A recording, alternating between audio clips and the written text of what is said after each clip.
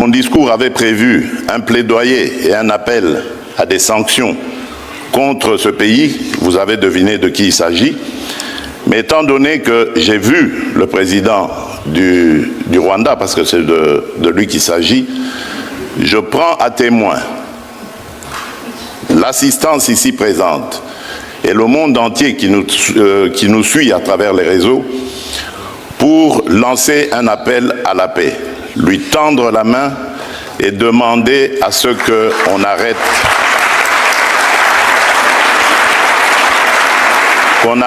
cette escalade.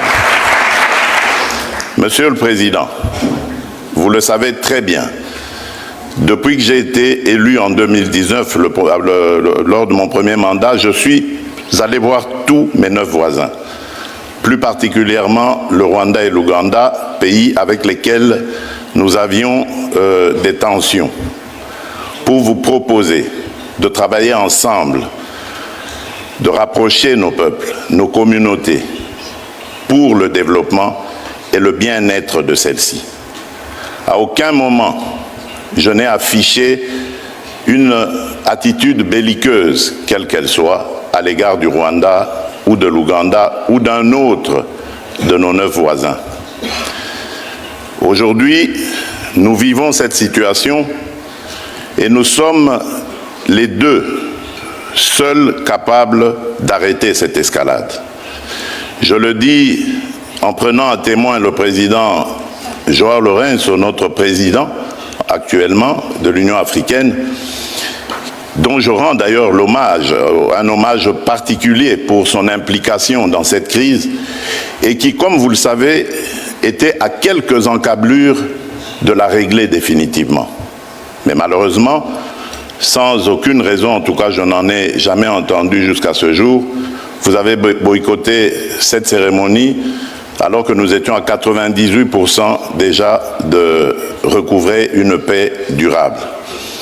Mais il n'est pas trop tard pour bien faire. Et c'est pour ça que je prends à témoin ce forum et à travers lui le monde entier pour vous tendre la main, Monsieur le Président, à ce que nous fassions la paix des braves. Et cela demande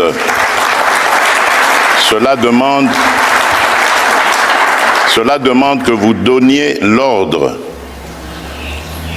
aux troupes du M23 qui sont soutenues par votre pays d'arrêter cette escalade qui a fait suffisamment de morts comme ça. Nous les comptons par millions depuis des années. L'histoire nous jugera. Il est temps d'arrêter et de nous tourner vers la paix et le développement. Je remercie le président Cyril Ramaphosa qui est venu à nos côtés, qui n'a pas hésité à envoyer ses troupes, dont d'ailleurs certains éléments sont tombés sur le champ d'honneur dans notre pays, au front, ce qui nous oblige à rester définitivement reconnaissants envers la République d'Afrique du Sud et des autres républiques sœurs de Tanzanie et de Malawi qui avaient aussi contribué à des troupes. Mais je crois que l'Afrique aujourd'hui a besoin de passer à autre chose, Monsieur le Président Paul Kagame, et nous en sommes capables. Prenons simplement le courage de nous regarder en face, de dire ce qui ne va pas et de prendre les décisions les bonnes pour nos populations.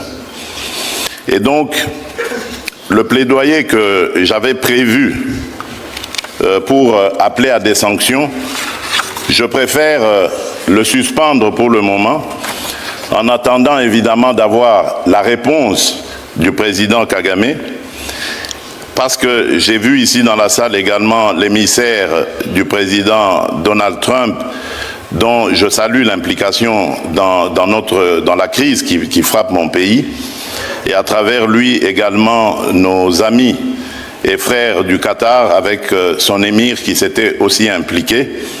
Merci également à l'Union africaine, aujourd'hui représentée par le président Faure Gnassingbé, désigné par le président de l'Union